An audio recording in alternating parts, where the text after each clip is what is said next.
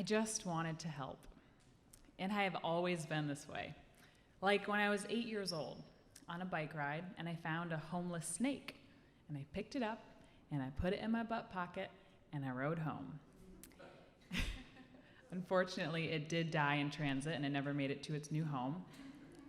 Or like when I was 10 and I insisted on helping my parents clean the outside of the house. And it turns out I could really only reach about 6 feet high. So at the end of the day, they had a two-toned home. Fast forward a bit and this trend continued. It was a cold and slushy day in upstate New York and hockey practice had just ended at Pine Street Arena. And I was getting chippy with my teammate, who I will call Jill for the story. And chippy just means like slashing each other in the shins, maybe like wrestling a little bit in hockey. So we make our way off the ice and we're chasing each other and we're like, ha ha ha, it's so funny. And we run into the dressing room and we start wrestling a little bit and we're still in our equipment. And this is a key point about the hockey boot. It's kind of like a vacuum seal around your foot. Like there's not a whole lot of give. So like if your foot in the hockey boot moves, your whole leg kind of goes with it. So I also learned a wrestling move in high school from my English teacher named Greg Lipinski. And it goes like this. You take your hand, you grab their opposite arm. So I would take my left hand, grab their right wrist, take my right hand, grab their right bicep. And then you drop your shoulder. I'm going to try to not lose the mic here. You drop your shoulder, you use your hip, and you thrust it into their pelvis bone, and you kind of roll them from one side of your back to the other. I had practiced this move like 100 times, and I was really freaking good at it. So when Jill and I are wrestling in the dressing room, I have zero reservations about busting this out. So I do just that. I grab her arm, I drop the shoulder, I toss her from one side of my back to the other, right on her back. It's like textbook. And I'm like loving this. I'm super pumped.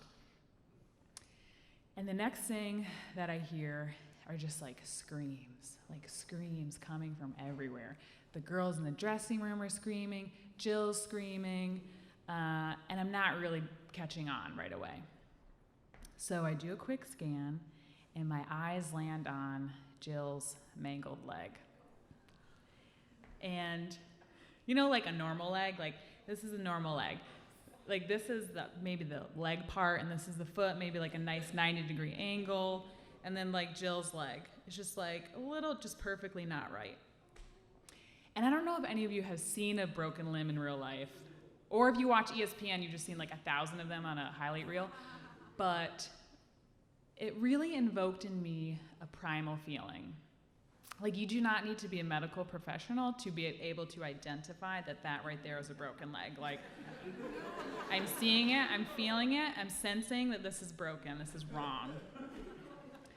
So I'm feeling this feeling, and then I slowly, rather quickly actually, transition into survival mode.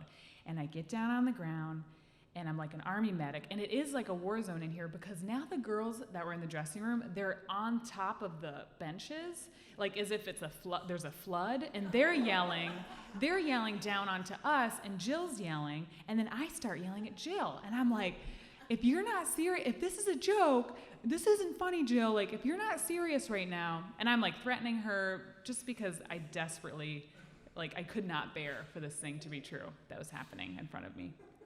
It was horrible.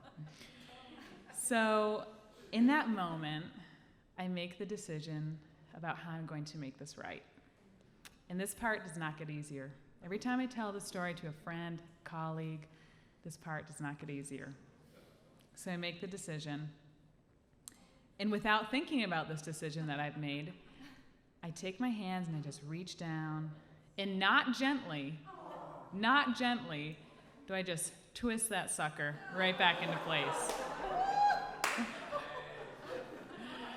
And then the screams, they just like double down. Like the girls who are on the benches are like, "Ah!" And then like Jill's like, "Ah!" And she's like completely white. She's like a ghost. And then the other half of the girls are just like running. They're like fleeing locker room 4. So we're left with like half the crowd. And the worst part, maybe, is at this point, I am feeling a sense of relief. I was like, whew, that was really close. That could have been really bad. Did you just see what I did there? Like, we're good. We fixed it. We can move on, everybody, right?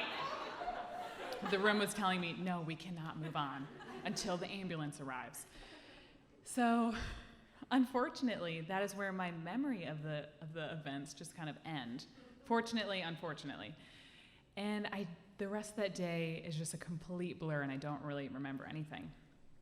But in the following weeks, Jill had to get surgery, and I insisted on bringing her flowers, even though I was definitely the last person that she wanted to see.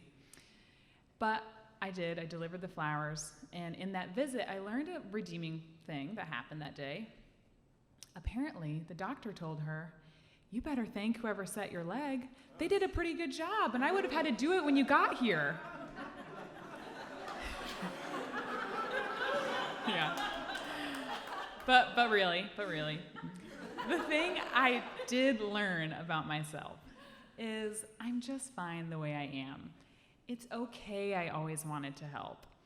Just maybe don't suffocate the snake. Maybe just help it get across the road. Thank you.